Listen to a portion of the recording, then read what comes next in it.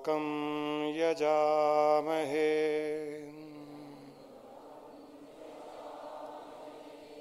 सुगन्धिं पुष्टिवर्धनम् उर्वारुकमिव बन्धनान्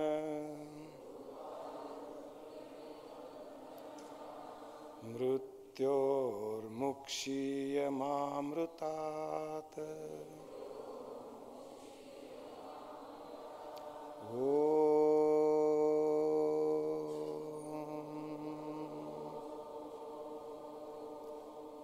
असतो मा सद्गमय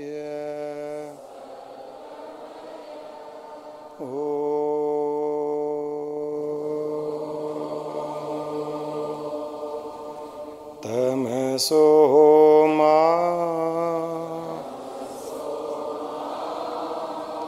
ज्योतिर्गमय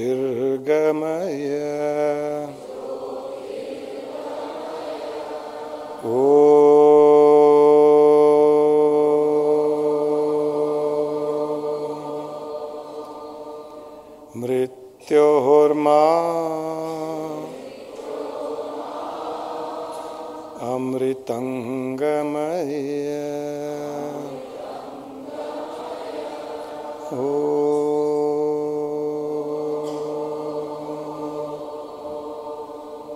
शांति शांति शांति।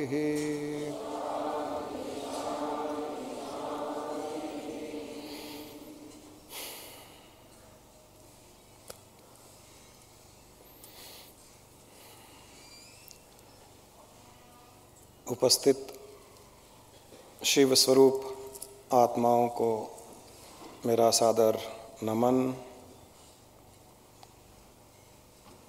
शिवरात्रि के इस पावन अवसर पर आप सबका सुस्वागतम।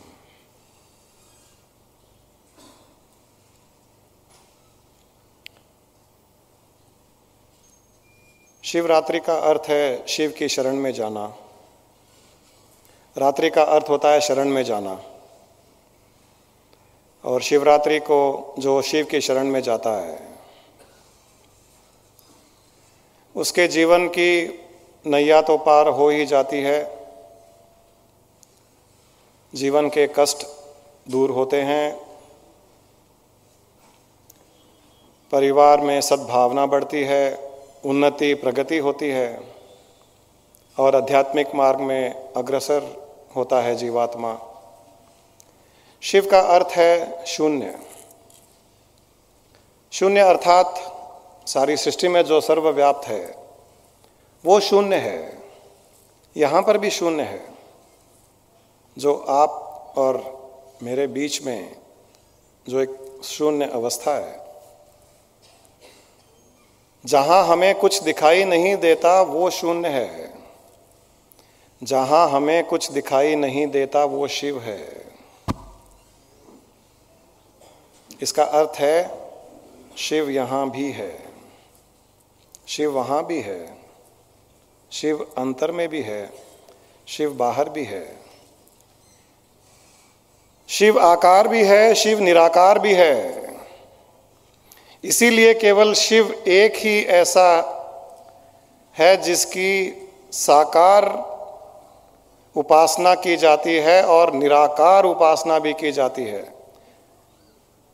सृष्टि में और कोई देवी देवता ईश्वर भगवान ऐसा नहीं है जिसकी साकार और निराकार उपासना की जाती है।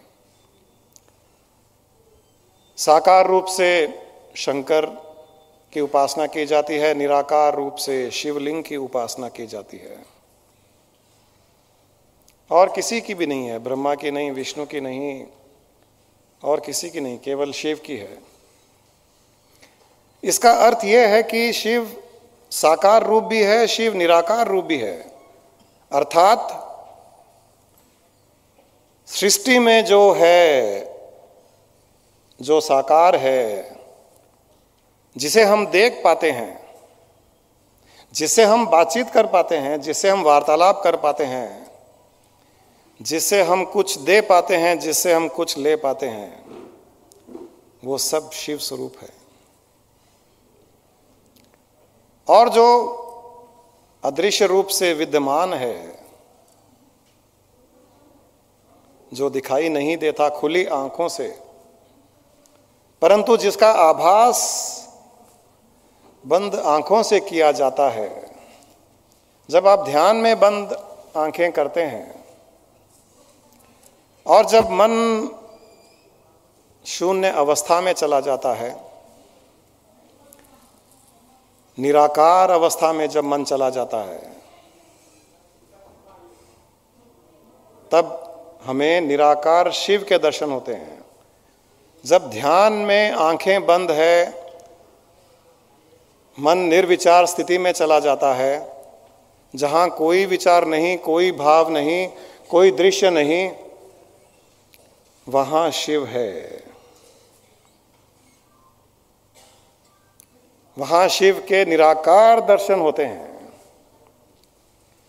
इसीलिए हम लोग जब ध्यान करते हैं, अभी ऋषिकेश में रिट्रीट था, गंगा घाट पर ध्यान किया जाता था, कितने लोगों को उस निराकार अवस्था के दर्शन हुए।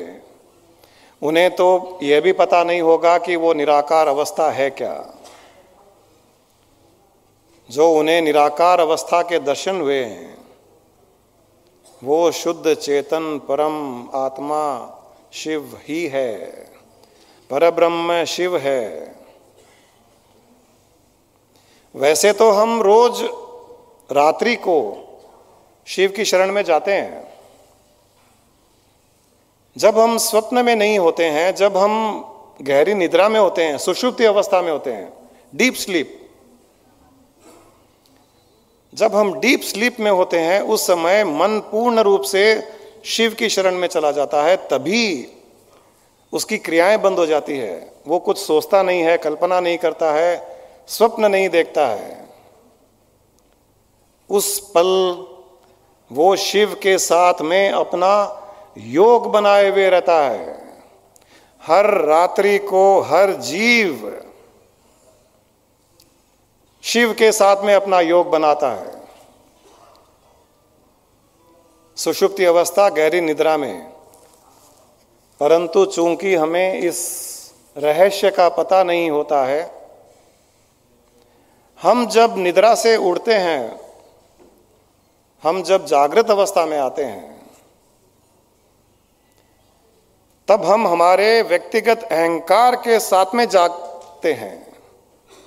इसलिए शिव के साथ जो योग बना था वो छूट जाता है। अगर हम सुबह जब जागते हैं, जब आप जागृत अवस्था में आते हो, उस समय अगर ये भाव रहे कि मैं शिव के साथ में योग बनाए हुए रात में था, गहरी निद्रा में शिव के साथ में मेरा योग बना हुआ था, और जो जागृत अवस्था में आ रहा है वो शिव स्वरूप ही जागृत अवस्था में आ रहा है, इस प्रकार के भाव के साथ में अगर आप जागृत अवस्था में आते हो, और रात्रि को सोने के समय ये भाव रहता है कि मैं अब निद्रा में जा रहा हूं और शिव के साथ में अपना योग बनाने वाला हूं, आप कुछ ही दिनों में शिव स्वरूप का अनुभव कर लेंगे। दिव्य शिव स्वरूप का पूर्ण रूप से आप अनुभव कर पाओगे। ये वही शिव है, वही अवस्था शिव है, जब आप इस शरीर मन इंद्रियां बुद्धि से परे उस निराकार अवस्था में अपना अहम भाव जोड़ देते हो। अहम यानी मैं। जब तक अज्ञानता है तब तक यह शरीर मन इंद्रियां बुद्धि मैं है, मैं ये हूं। जब हमें हमारे शिव स्वरूप का ज्ञान हो जाता है, तब हमारा अहम भाव शरीर से हटकर उस निराकार शुद्ध चेतन शिव में लग जाता है। तब हम शिव स्वरूप, पूर्ण शिव स्वरूप हो जाते हैं। उसे ही मुक्ति मोक्ष कहा गया है। इससे बढ़कर और कोई मोक्ष मुक्ति नहीं है। उस स्थिति में यह जीव ही शिव बन जाता है। और कोई स्थिति नहीं है शिव बनने की, और दूसरी इससे परे और कोई अवस्था नहीं है, और कोई स्टेट नहीं है। और यह बहुत आसान है, सबसे आसान। सृष्टि में कहा जाता है कि धन दौलत कमाना मुश्किल है, मकान बनाना, अपना मान सम्मान बनाना, एक स्थिति को प्राप्त करना संसार में बहुत प्रयास लगता है, बहुत एफर्ट लगता है, मुश्किल है, डिफिकल्ट है। परंतु अपने स्वरूप को पहचानना, जीव से शिव बनना सबसे आसान, सबसे आसान। और जब जीव शिव बन जाता है तब धन दौलत मान सम्मान मकान दुकान तो शिव के पीछे पीछे चलती है। फिर इस शिव को जो अज्ञानता में अपने आप को जीव मान रहा है, उसको किसी के पीछे भागने की आवश्यकता नहीं पड़ती है। जीव जब तक बने रहोगे तब तक आपको हर चीज के पीछे भागना पड़ेगा, क्योंकि आप अपने आप को सारी सृष्टि से अलग पृथक एक सेपरेट एंटिटी मान रहे हो। जब तक आप उस शिव से पृथक हो, अलग हो, उससे भिन्न हो, तब सृष्टि की सारी चीजें, सारी वस्तुएं आपसे भिन्न है। और चूंकि वो आपसे भिन्न है, आपको उनके पीछे भागना पड़ता है। जब आप यह जीव शिव बन जाता है, जब सृष्टि के साथ में उसका योग हो जाता है, एकीकार हो जाता है, जब सारी सृष्टि में यह जीव शिव स्वरूप से व्याप्त हो जाता है, तब उससे भिन्न, उससे अलग कोई वस्तु नहीं, कोई चीज नहीं। और जब उससे कोई अलग नहीं, तब सारी सृष्टि उसके पीछे पीछे पीछे पीछे चलती है। और वो एफर्टलेस होता है, उसमें कोई एफर्ट नहीं होता है, कोई उसमें प्रयास नहीं होता है। केवल प्रयास है जीव को शिव बनाना। और जीव को शिव बनाने के लिए शिवरात्रि से अच्छा अवसर और कोई नहीं। कहा जाता है जिस प्रकार पूर्णिमा की रात को समुद्र विशाल बनता है, उसका फैलाव होता है, उसमें उत्थान होता है। पूर्णिमा की शाम, पूर्णिमा की रात को समुद्र का विस्तार होता है, उसमें उत्थान होता है। आपने देखा होगा लहरें ऊपर ऊपर उठती है। उसी प्रकार शिवरात्रि की रात को शिव की शक्ति, शिव का ज्ञान, शिव के स्वरूप में उत्थान होता है, लहरें उठती है, उनका ज्ञान उठता है, उनका ध्यान, उनका स्वरूप सारी सृष्टि में उथल पुथल मचाए हुए रहती है। सुनामी क्रिएट रहता है शिवरात्रि के समय, शिव की सुनामी।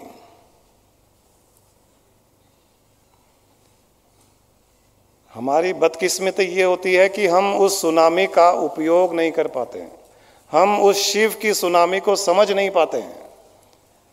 और जिस प्रकार समुद्र में सुनामी आता है लोग दूर भाग जाते हैं, उसी प्रकार शिव की सुनामी के दिन भी लोग शिव से जुड़ते कम है, दूर ज्यादा जाते हैं।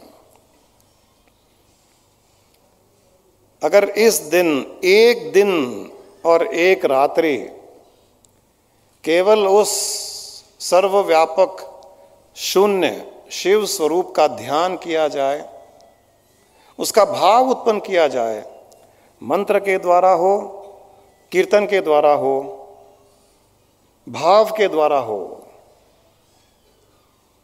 अथवा ज्ञान के द्वारा हो, ध्यान के द्वारा हो,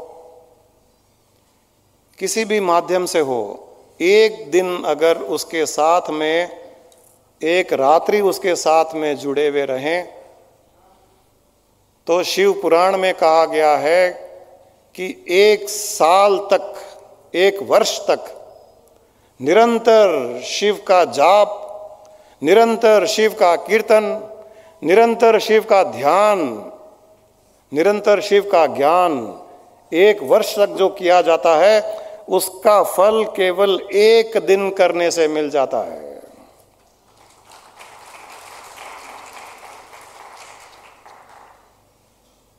आपने दिन भर क्या किया मुझे पता नहीं, परंतु आज भी कुछ नहीं बिगड़ा है। अभी भी शिवरात्रि बाकी है और इस रात्रि में सुनामी की गति और तेज होने वाली है।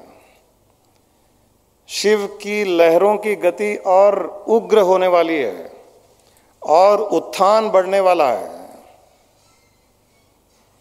इसलिए आज की रात्रि को बेकार मत जाने दें, इसका पूर्ण उपयोग करें। यहाँ जब तक बैठे हैं तब तक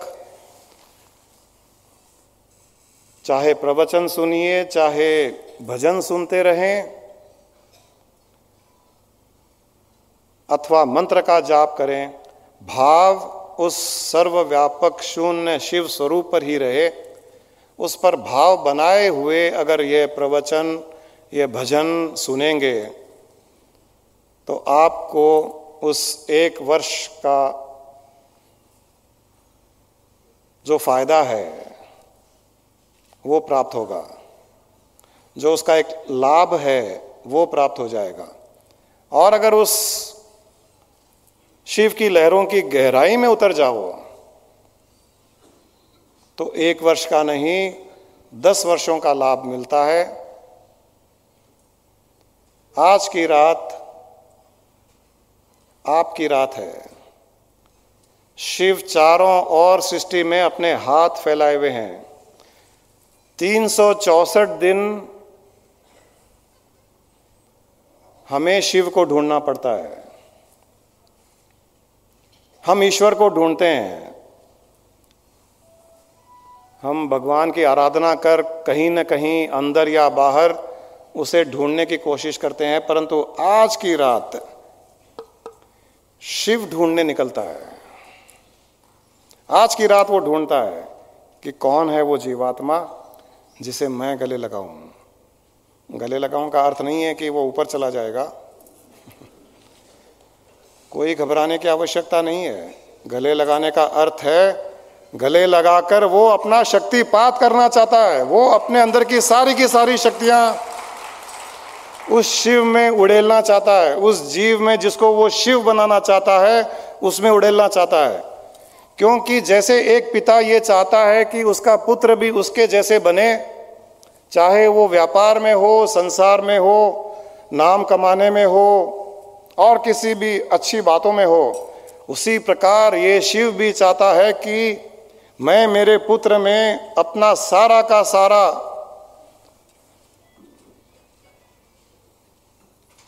सारी शक्ति, सारा ज्ञान, सारा ध्यान, मेरी सारी की सारी स्थिति मैं उसमें उड़ेल दूं, मैं उसमें डाल दूं और उसे मेरे जैसा बना लूं। इसके लिए वो आज सारी सृष्टि में विचरण करता है। यहाँ पर भी है, यहाँ पर भी देख रहा है, ऊपर बालकनी में बैठा है।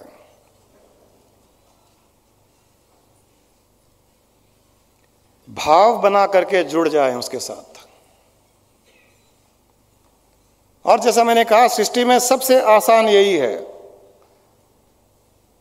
मुश्किल है दूसरे काम करना, परंतु हमारी एक आदत बनी हुई है, शायद अहंकार के कारण या मन की कमजोरियों के कारण या इंद्रियों के मोह के कारण, कि हम उन चीज़ों के पीछे भागते हैं जो मुश्किल है। और ये आसान है, इसका कभी हम ध्यान नहीं करते, इसके बारे में हम कभी नहीं सोचते। जिस प्रकार एक बार बुल्ले शाह अपने गुरु के पास गए थे और उनके गुरु उस समय प्याज की खेती कर रहे थे। तो प्याज की खेती में प्याज को एक जगह से उखाड़ते हैं, दूसरी जगह ज़मीन में डालते हैं उसे। तो बुल्ले शाह देख रहा था गुरु प्याज उखाड़ रहे हैं, प्याज ज़मीन में डाल रहे हैं। तो बुल्ले शाह वहाँ खड़े होकर के कहा, गुरुजी कुछ कीजिए, उससे मिलवा दीजिए, उस ईश्वर से उसका दीदार करवा दीजिए। वो तो अपनी मस्ती में थे, गुरुजी प्याज की खेती कर रहे थे, और गुरुओं के लिए तो जिस चीज को वो कर रहे हैं उसी में से वो उदाहरण निकाल लेते हैं। क्योंकि जो पहुंचे हुए होते हैं वो कभी भी कोई पुस्तक या शास्त्र या किसी दूसरे के उदाहरण को नहीं लेते हैं। तो ये गुरु प्याज उखाड़ रहे थे और प्याज ज़मीन में डाल रहे थे। बुल्ले शाह ने कहा कि गुरुजी कृपा कीजिए, उससे मिलवा दीजिए। वो प्याज उखाड़ते हुए ज़मीन में लगाते हुए कहा, अरे इसमें क्या दिक्कत की बात है, इसमें क्या परेशानी है, उसको वहाँ से उखाड़ और अपनी छाती में डाल, फिर अपनी छाती से उखाड़ और दूसरों की छातियों में डाल, मिल गया वो। उसके दीदार करने में क्या दिक्कत है, सबसे आसान है। बस वो जैसे प्याज उखाड़ रहे हैं, प्याज डाल रहे हैं, वैसे कह रहे हैं कि वहाँ से उखाड़, यहाँ डाल, यहाँ से उखाड़, दूसरों की छातियों में डाल, मिल गया वो। हमारे स्वामी जी भी ने ऐसे एक बार कहा था, Jain pluck from there, plant it here, and pluck the flowers from here and plant in other hearts, that is the life journey you are destined for. उस शिव को वहां से उखाड़, यहां डाल, यहां से उखाड़, दूसरों में डाल। और शिवरात्रि से अच्छा मौका इस क्रिया को करने का और कोई नहीं। ये फिर अगले साल आएगा। अगर ये शिवरात्रि आपकी मिस हो गई, एक साल और इंतजार करना पड़ेगा।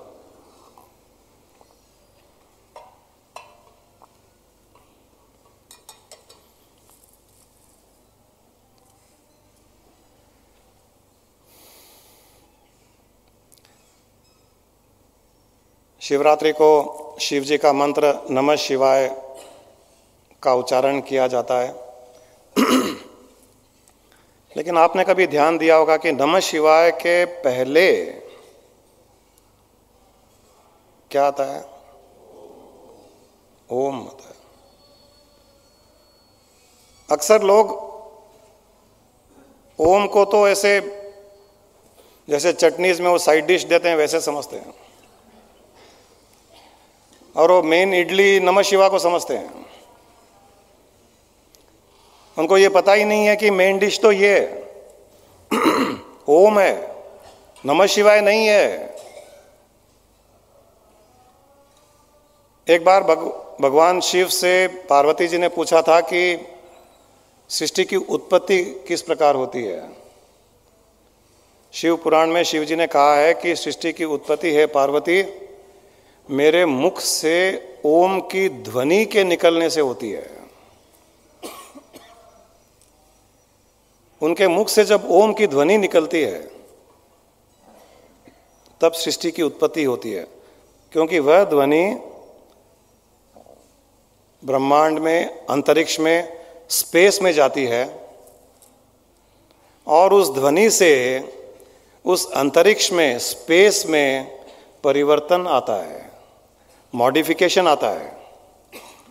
धीरे धीरे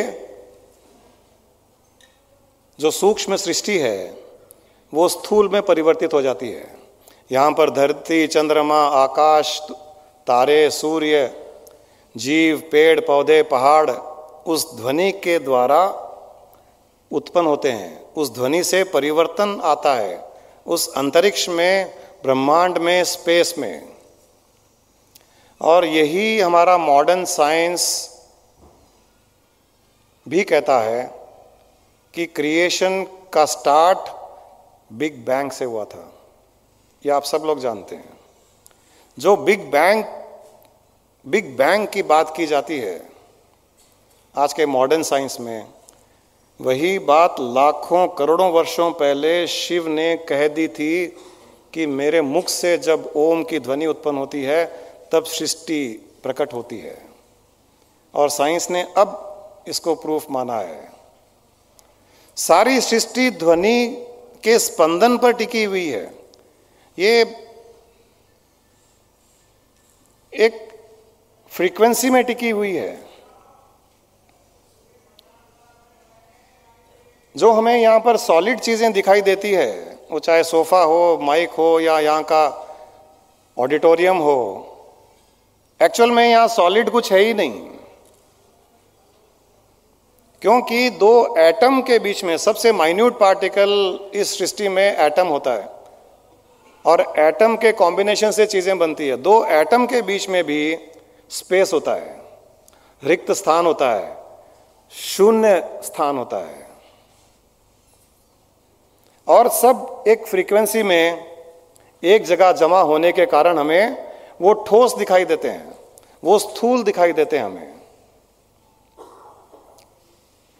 ये जब ओम की ध्वनि शिव के मुख से उत्पन्न हुई, उत्पन्न होने के पश्चात उनके मन से ओम की ध्वनि निरंतर उत्पन्न होती जा रही है, अभी भी हो रही है। उस ओम की ध्वनि से ही सारी वर्णमाला उत्पन्न हुई है। जो अल्फाबेट्स कहते हैं हम, अक्षर, वो ओम से ही उत्पन्न हुए हैं। अ आ ई से लेकर के सारी की सारी वर्णमाला ओम से ही उत्पन्न हुई है। और इन्हीं अक्षरों को लेकर के कई मंत्र बने हैं। जैसे वर्षा करने के लिए मंत्र, बीमारी ठीक करने के लिए मंत्र, हमारी ओर किसी को आकर्षित करने के लिए मंत्र, बुरी नजर हटाने के लिए मंत्र, किसी ग्रह के दोष को दूर करने के लिए उसके मंत्र, मृत्यु से बचाव करने के लिए महामृत्युंजय मंत्र, ध्यान में जाने के लिए मंत्र। इस प्रकार कई मंत्र बनते चले गए ओम की वर्णमाला से। और ऐसे कई मंत्र हैं जिनके उच्चारण करने पर उनकी एक एक की एक गिनती होती है, एक एक मंत्र की उतनी गिनती अगर भाव से किए जाए तो उस मंत्र की सिद्धि हमें प्राप्त होती है। जैसे आप कोई स्वास्थ्य के लिए, बीमारी के लिए कोई मंत्र ले लें, और उस मंत्र की जितनी गिनती होती है उतनी गिनती जब उस मंत्र के उच्चारण भाव से किए जाएं तब उसकी सिद्धि आ जाती है। और एक रहस्य शिव महापुराण में यह बताया गया है कि जिस मंत्र में जितने अक्षर होते हैं, जैसे पंचाक्षरी मंत्र होते हैं, अष्टाक्षरी मंत्र होते हैं, यानी 5 अक्षर के मंत्र, 8 अक्षर के मंत्र, तो जितने अक्षर होते हैं उतने लाख जाप उसके अगर किए जाएं तो उस मंत्र की सिद्धि हमें प्राप्त होती है। पंचाक्षरी मंत्र में 5 लाख की गिनती, अष्टाक्षरी मंत्र में 8 लाख की गिनती, इस प्रकार से मंत्रों के रहस्य बताए गए हैं। कोई भी मंत्र लेकर के उतनी गिनती, उतने लाख की जाए तो उसकी सिद्धि प्राप्त होती है। हमारे पास 2 उपाय हैं। एक तो हम एक एक मंत्र की सिद्धि प्राप्त करें, एक एक मंत्र पर विजय प्राप्त करें, फिर उस मंत्र का प्रयोग करें। या हमारे पास एक दूसरा उपाय है, सारे मंत्रों के राजा ओम का उच्चारण करें, क्योंकि सारे मंत्र इसी के बालक हैं, इसी से उत्पन्न हुए हैं। और हर पल ओम की ध्वनि सारी सृष्टि में फैली हुई है। ऐसा कोई स्थान नहीं, ऐसा कोई समय नहीं, काल नहीं जब ओम की ध्वनि सृष्टि में उत्पन्न नहीं हो रही है। जिन लोगों ने ध्यान की गहराई का अनुभव किया, जहाँ वो निर्विचार स्थिति में हो गए, जहाँ मन में विचार उत्पन्न बंद हो गए, उन्होंने उस दिव्य ओम की ध्वनि को सुना है। वो ओम की ध्वनि है जो शिव के मुख से निरंतर सृष्टि में अपनी ध्वनि उत्पन्न करती रहती है। अगर हमें केवल ओम के उच्चारण का भी सही तरीका आ जाए, तब हम उसकी फ्रीक्वेंसी के साथ में अपने आप को मैच कर सकते हैं। जो सृष्टि में ओम की ध्वनि एक फ्रीक्वेंसी में उत्पन्न होती है, हमारे ओम का उच्चारण अगर उस फ्रीक्वेंसी में उच्चारण हो जाए तो दोनों की फ्रीक्वेंसी मैच हो जाती है और हम उससे मिल जाते हैं जिसके वहाँ से ओम की ध्वनि उत्पन्न हो रही है। ये इस प्रकार है जैसे वो भगवान शिव सेल फोन लेके बैठे हैं और उनके सेल फोन की वाइब्रेशन सब जगह अवेलेबल है। आपको अपने सेल फोन की वाइब्रेशन उस सेल फोन के साथ में जोड़नी है, इतने में आपका कांटेक्ट हो जाएगा। आपको पता है ओम 3 अक्षरों से बना हुआ है और एक बिंदु उसके ऊपर लगता है।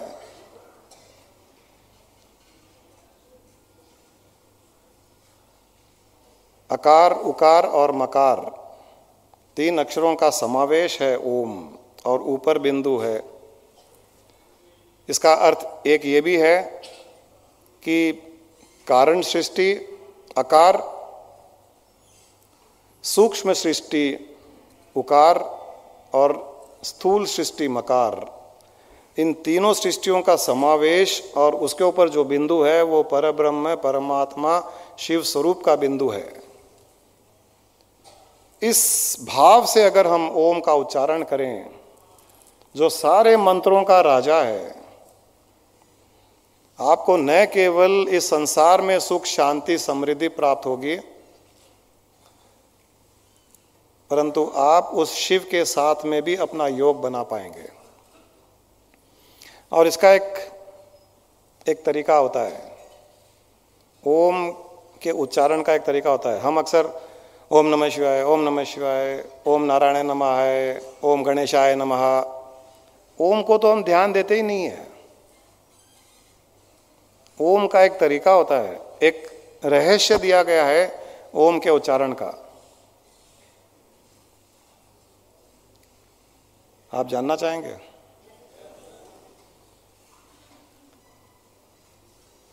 जब हम ओम का उच्चारण शुरू करते हैं तब उसकी ध्वनि मुंह से निकलनी चाहिए, फिर धीरे धीरे मुंह के अंदर जाकर के तालू जो हमारे मुंह के ऊपर छत होती है वहाँ उसकी ध्वनि जानी चाहिए। वहाँ जाते हुए यहाँ कंठ तक उसकी ध्वनि आनी चाहिए,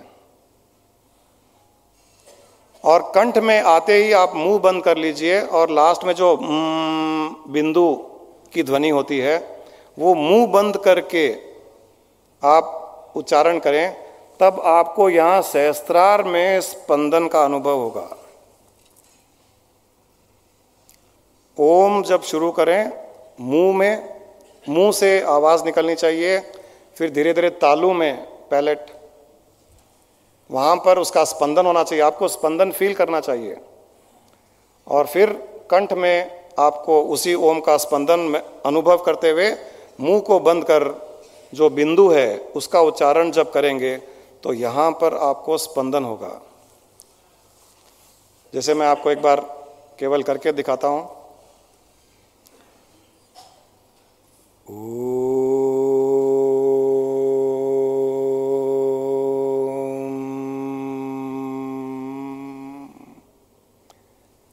मेरे यहाँ से ओम शुरू हुआ, अंदर गया, तालू पर स्पंदन किया, कंठ में गया, कंठ में जाते ही मुंह बंद किया, की जब ध्वनि आई यहाँ पर स्पंदन होने लग गया।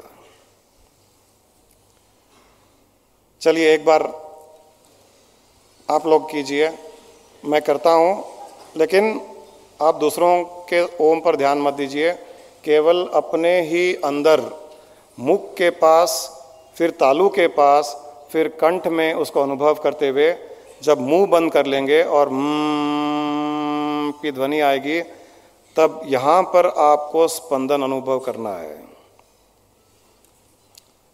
मैं करता हूँ, उसके पश्चात आप कीजिएगा।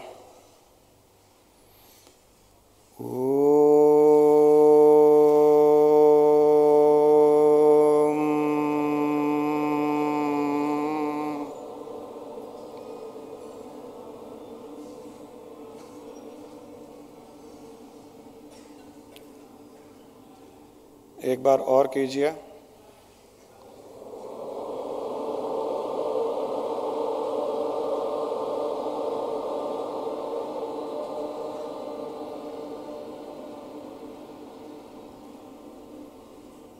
पूरा ध्यान ओम पर रखिएगा। एक बार और करेंगे, लेकिन ध्यान यही रहे कि जब ओ शुरू करेंगे तो मुंह के पास ध्वनि उत्पन्न होगी, फिर धीरे धीरे ध्वनि तालु के पास जाएगी, फिर कंठ में जाएगी, फिर मुंह बंद करके सिर के ऊपर भाग में सहस्त्रार में उसका स्पंदन अनुभव करना है। एक बार और उच्चारण कीजिए आराम से, भाव के साथ। ओ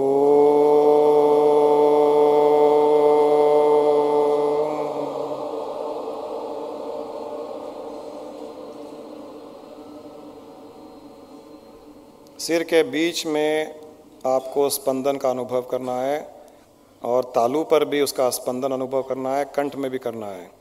आराम से पूर्ण भाव के साथ में इस बार यह भाव करें कि हम कारण सृष्टि, स्थूल सृष्टि, सूक्ष्म सृष्टि, तीनों सृष्टियों में जो शिव स्वरूप व्याप्त है, जो ओम की ध्वनि व्याप्त है, उसके साथ में हमारा स्पंदन, हमारी फ्रीक्वेंसी मिल रही है। इस प्रकार भाव से एक बार ओम की ध्वनि उत्पन्न करें। ओ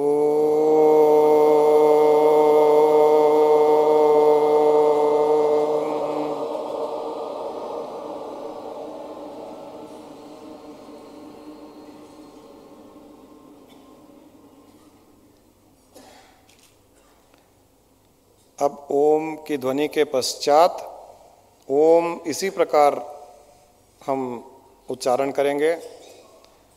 उसके पश्चात नमः शिवाय को आप उसके साथ में जोड़ दीजिए।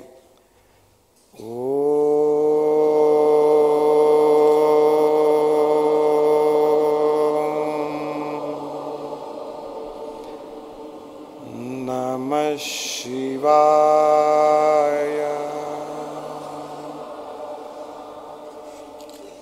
जब नमः शिवाय का उच्चारण करें तब अनुभव करें कि सारी सृष्टि में जो शिव स्थित है, जो प्रकट हुआ है निराकार अदृश्य रूप से, उसके साथ में हमारा योग हो रहा है। एक बार और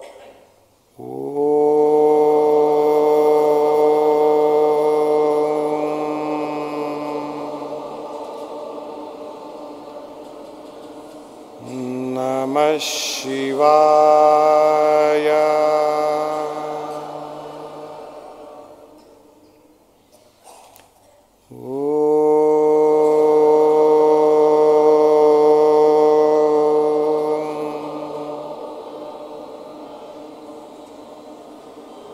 नमः शिवाय।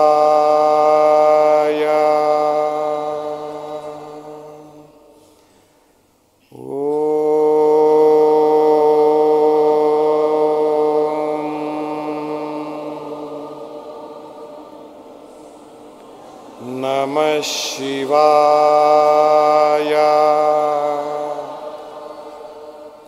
नमः शिवाय को बहुत आराम से ओम की ध्वनि पूर्ण रूप से बंद होने के पश्चात, सिर के बीच में उसका अनुभव करने के पश्चात, उस स्पंदन का पूर्ण रूप से आनंद लेने के पश्चात नमः शिवाय को जोड़ना है। कोई जल्दी नहीं है। आराम से ओम की ध्वनि उत्पन्न करने के पश्चात नमः शिवाय को जोड़ना है।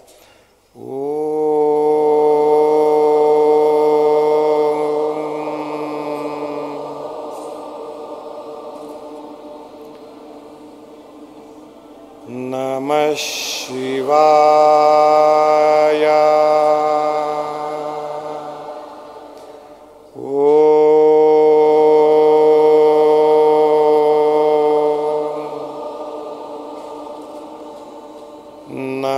शिवाय।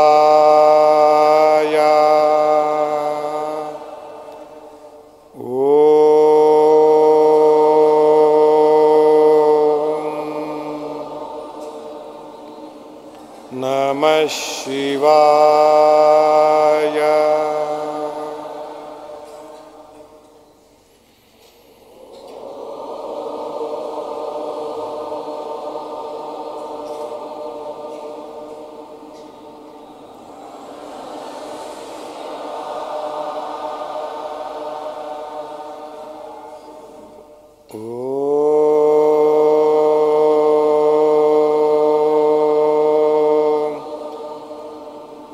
नमः शिवाय।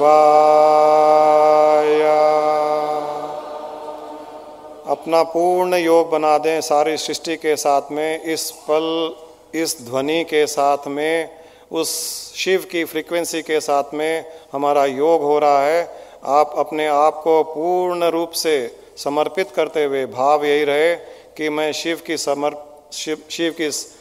शरण में हूँ, उनके साथ में मेरा योग बन रहा है।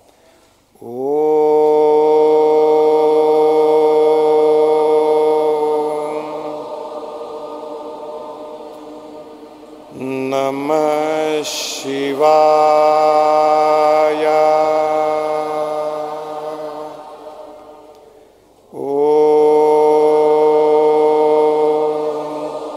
सारी सृष्टि में व्याप्त ओम की ध्वनि के साथ में आपका योग। शिवाय। आपका पूर्ण योग हो रहा है।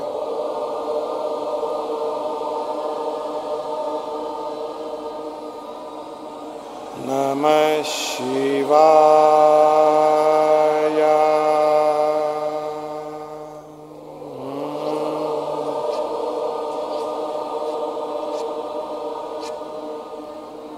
नमः शिवाय। अनुभव करें आपके ओम का योग शिव के ओम के साथ हो रहा है। नमः शिवाय। शिव हमारे सिर के बीच में बैठा हुआ है, सहस्त्रार चक्र में।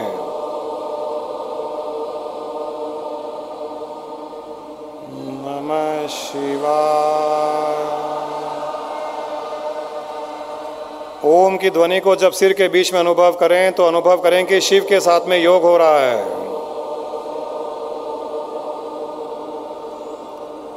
नमः शिवाय।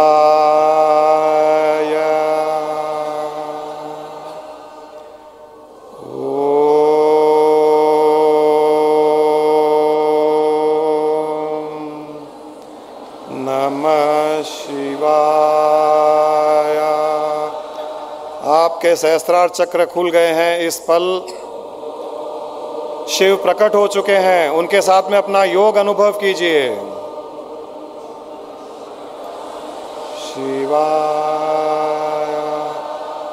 सारा ब्रह्मांड इस पल आपके सिर के बीच में सहस्त्रार चक्र में खुला हुआ है। नमः शिवाय।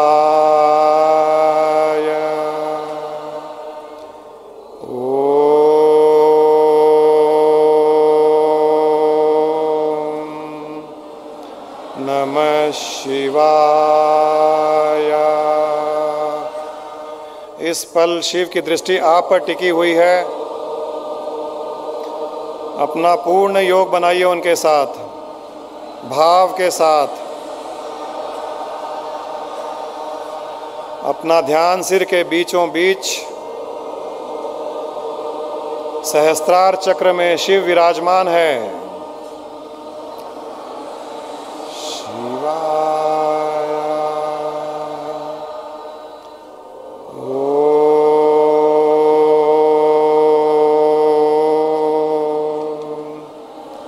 नमः शिवाय।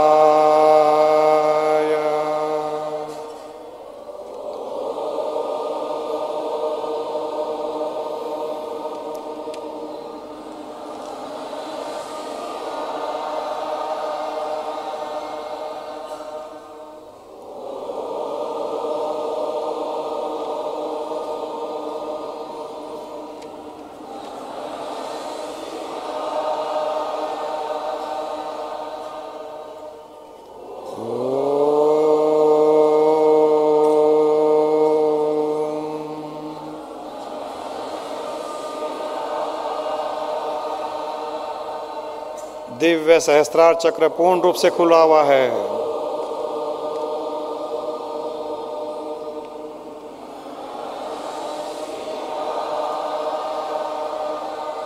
अपने आप को शिव की शरण में अनुभव करें। सिर के बीचों बीच भाग में स्पंदन का अनुभव करें।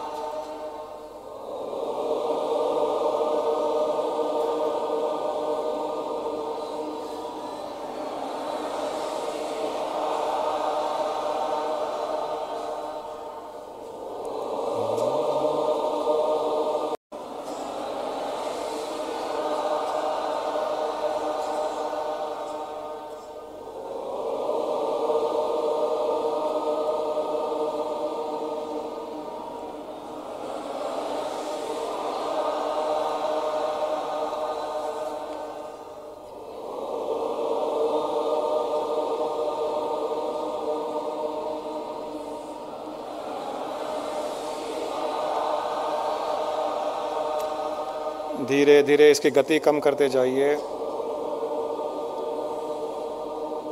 ध्वनि को धीरे धीरे गति उसकी कम करते जाएं और भाव को बढ़ाते जाएं।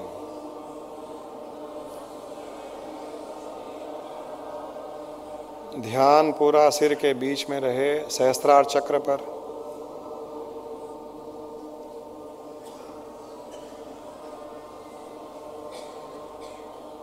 अब 3 बार मन में उच्चारण करें। 3 बार धीरे धीरे भाव के साथ में मन में उच्चारण करें और ध्यान सहस्त्रार चक्र पर रहे। सहस्त्रार चक्र पूरा खुला हुआ है। सिर के बीचों बीच भाग में स्पंदन का अनुभव करें। स्पंदन का अर्थ है कि वहाँ पर हमारे ओम शिव के ओम के साथ में मिल चुका है, उनका योग हो चुका है।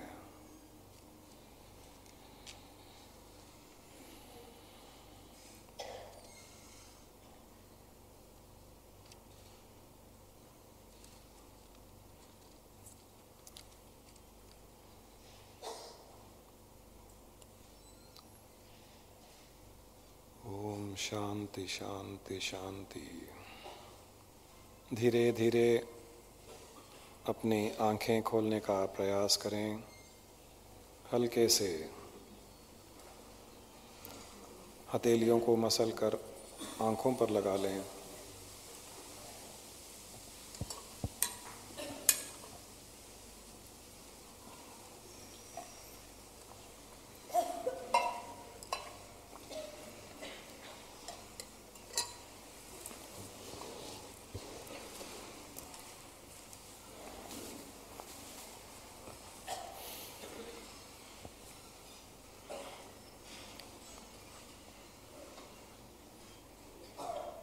कितनों को यहाँ पर स्पंदन का अनुभव हुआ?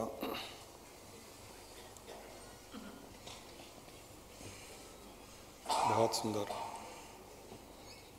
और सारी सृष्टि में तरंगों का अनुभव हुआ। आपको तालू में भी स्पंदन का अनुभव हुआ, मुंह के बीच में? बहुत सुंदर। ये तरीका होता है। दिन में केवल ज़्यादा नहीं तो केवल 11 बार भी आराम से पूर्ण भाव के साथ में इस मंत्र का उच्चारण करें। और रात को सोने से पहले बिस्तर पर लेटने के पश्चात जब आपको लगे कि अब नींद आने वाली है तब मन में बिना आवाज़ के, बिना ध्वनि के मन में इसी प्रकार स्पंदन को अनुभव करते हुए उच्चारण करें और उच्चारण करते हुए आप निद्रा में चले जाएं, गहरी निद्रा में इसके उच्चारण के साथ चले जाएं, इस भाव के साथ में कि आपका योग रात्रि में शिव के साथ होने वाला है। उस निराकार शिव के साथ में, दिव्य शिव के साथ में आपका योग इस मंत्र के द्वारा होने वाला है। और सुबह जब उठें तब इस भाव के साथ उठें कि आप नहीं उठ रहे हैं। कौन उठ रहा है? शिव उठ रहा है। शिव को उठने दीजिए। व्यक्तिगत अहंकार के साथ में मत उठिएगा। शिव उठ रहा है, उस दिव्य भावना के साथ में उठिए और उठते ही इसी मंत्र को फिर से 11 बार मन में उच्चारण करते हुए, उसका आनंद लेते हुए अपने आप को शिव स्वरूप मानकर आप सारा दिन बिताइए। और जिसके साथ में व्यवहार करते हैं उसमें भी उसी शिव स्वरूप को देखिए, उस शरीर के पीछे उस शिव को देखिए, उस शून्य शिव को देखिए। और मन में ओम की ध्वनि उत्पन्न करते हुए उस जीव के साथ में भी आप ओम की ध्वनि का योग अनुभव करें। आप अनुभव करोगे कि आपके व्यवहार में निपुणता आ जाएगी। आपके सारे कार्य इस प्रकार संपन्न होने लग जाएंगे। हमको किसी कार्य की अभिलाषा नहीं करनी है। इससे इस मंत्र को, इस भाव को केवल सांसारिक कार्य अथवा धन दौलत को ज़्यादा जमा करने, पैसे कमाने के लिए उपयोग में नहीं लाना है। वो तो स्वतः ही इस शिव के लिए जो सही होगा वो होता चला जाएगा। आप खाली अपना योग बनाते जाइए। इसी को भगवान कृष्ण ने कहा, योगस्थ है कुरु कर्माणि योगे कर्म कौशलम।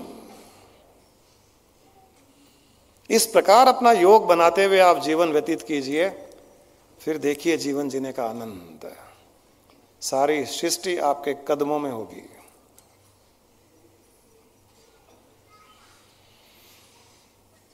एक ओंकार सतनाम कर्ता पूरक निर्भव निर्वैर अकाल मूरत अजूनी सैभं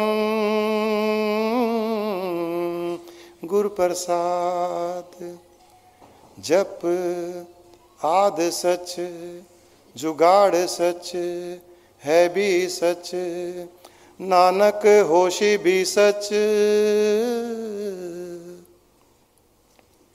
नानक देव जी ने भी इस ओम का ही रहस्य बताया है। यही एक सत्य है सृष्टि में। ये सृष्टि की उत्पत्ति से पहले भी था, सृष्टि के उत्पन्न होने के पश्चात भी ये विद्यमान है। सृष्टि का जब लय हो जाएगा, प्रलय हो जाएगा, तभी भी ये रहेगा। और इस सच के साथ में, इस सत्य के साथ में तुम अपना योग बना लो। जो हमने महामृत्युंजय जाप उच्चारण किया था मंत्र का, आपको पता है उसका अर्थ क्या है? केवल इस शरीर की मृत्यु के भय से महामृत्युंजय का जाप नहीं किया जाता है।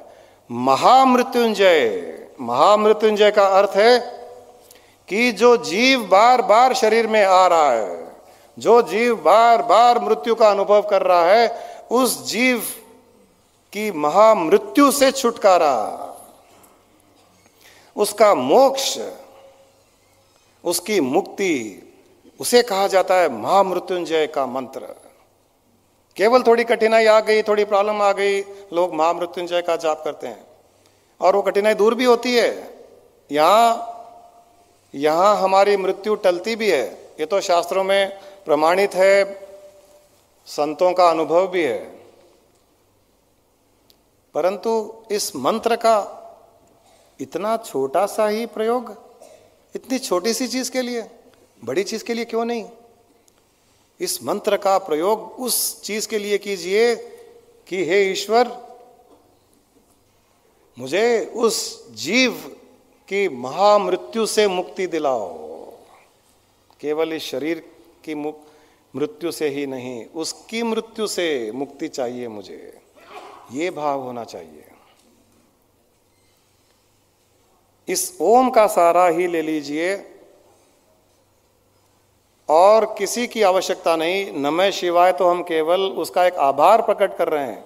ओम के उच्चारण के साथ में, उसके साथ में हम योग बना रहे हैं।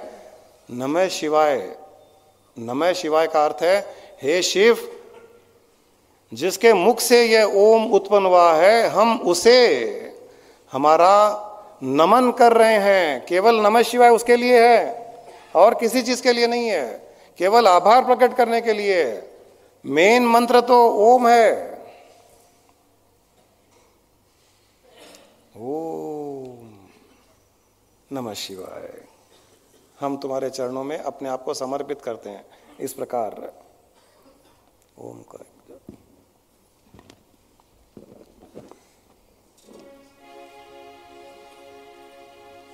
आप सभी से रिक्वेस्ट है कि आप इस भजन में ज्वाइन करें।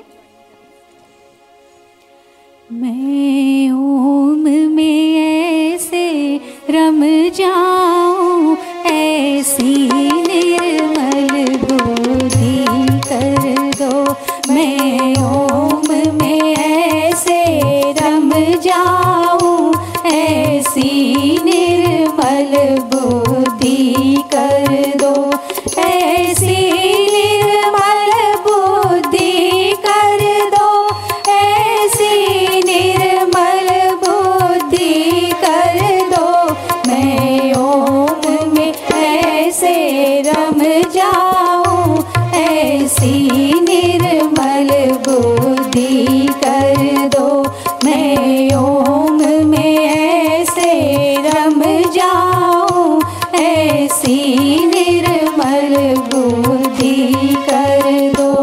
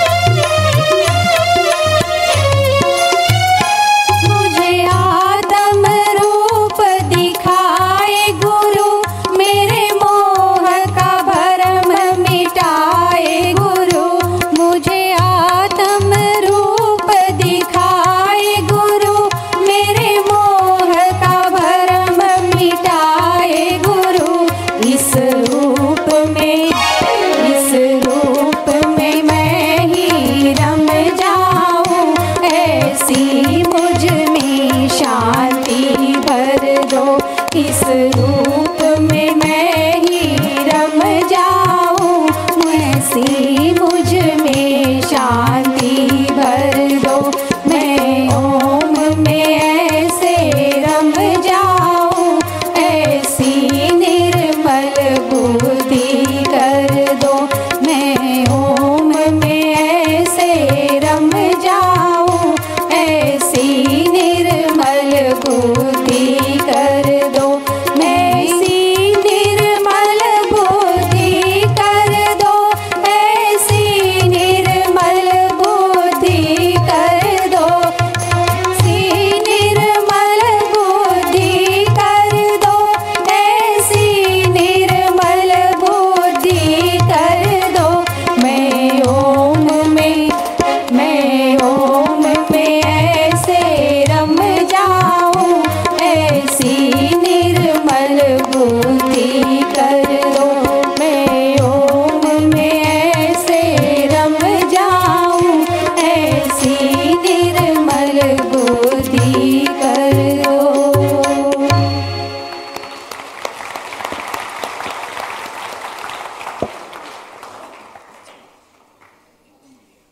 ये ईश्वर से प्रार्थना होनी चाहिए कि मेरी बुद्धि इतनी निर्मल कर दे हे ईश्वर कि मैं ओम में रम जाऊं। और जब जब आप ओम का उच्चारण पूर्ण भाव से करेंगे, जो अभी हमने किया उस भाव से करेंगे, तो आपकी बुद्धि, आपका अहंकार स्वतः ही निर्मल होता चला जाएगा और आप ओम में लीन होते चले जाओगे।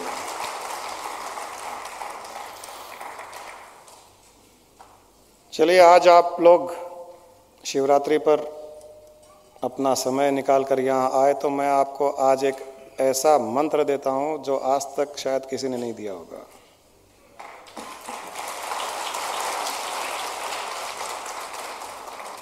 और ये मंत्र होगा सबके लिए व्यक्तिगत। ये बहुत बड़ा गूढ़ रहस्य है।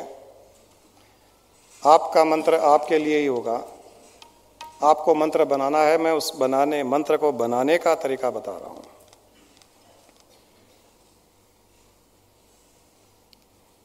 लेकिन इस मंत्र को केवल अपने आध्यात्मिक उन्नति के लिए, भाव ये हो कि यह जीव शिव बन जाए, केवल उस भाव से ही आप उच्चारण करें उसका। छोटी छोटी चीज़ें जीवन में कठिनाइयाँ आती है, उत्पन्न होती है, प्रॉब्लम्स आती है, वो अपने अपने समय के अनुसार दूर होती चली जाएगी। उस भाव से न करें। भाव यही रहे कि मेरी व्यक्तिगत आध्यात्मिक उन्नति हो। इसको बनाने का तरीका यह है, आपको ध्यान होगा या पता भी होगा कि किसी भी मंत्र में बीज मंत्र का बहुत महत्व होता है। तो यहाँ पर रहस्य ये है कि जिसका जो नाम है, आपका जो नाम है, उस नाम का पहला अक्षर और नाम का लास्ट अक्षर, अंत वाला अक्षर, इन दोनों को बीज मंत्र बनाना है। और उसके साथ में नमः शिवाय को जोड़ना है। जैसे यहाँ हमारे प्रेम जी अग्रवाल हैं। प्रेम अग्रवाल का प पहला अक्षर, अग्रवाल का आखिरी अक्षर ल। तो प को पम बनाना है, बीज अक्षर, बीज मंत्र। प के ऊपर बिंदी लगने से वो बीज मंत्र बन जाता है। और आखिरी जो अंत वाला अक्षर है ल, उसके ऊपर बिंदी लगाने पर वो लम बन जाएगा। तो यहाँ पर प्रेम अग्रवाल का मंत्र होगा ओम पम लम नमः शिवाय। रवि गुप्ता है, इनका बीज मंत्र होगा रम अम। रवि का र, गुप्ता का आखिरी अक्षर अ। ओम रम अम नमः शिवाय। इस प्रकार रविंदर जी अग्रवाल ओम रम लम नमः शिवाय,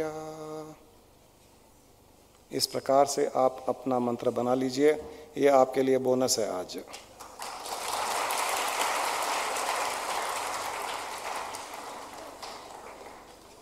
आपका सारा का सारा नाम की अक्षरमाला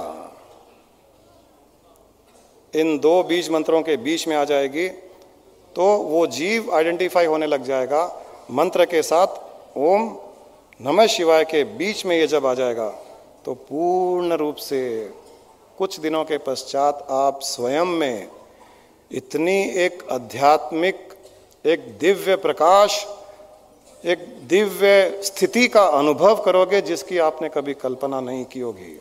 परंतु करने का भाव वही होना चाहिए। सृष्टि में जो ओम की ध्वनि स्थित है, उस ध्वनि के साथ में हमारा योग बन रहा है। यह जीव उस शिव की शरण में जा रहा है। इस प्रकार से यह मंत्र का उच्चारण आप करें, आपका जीवन सफल होगा। और इसी में ही भाव सोहम वाला, सो अहम, सोहम का अर्थ केवल एक मंत्र नहीं है। ओम हमसा सोहम लोग ऐसे उच्चारण करते हैं, ओम हमसा सोहम, ओम हमसा सोहम। सोहम का अर्थ है सो अहम, वह, सो वह, अहम मैं हूं। यहां पर वह कौन है? वो शिव है।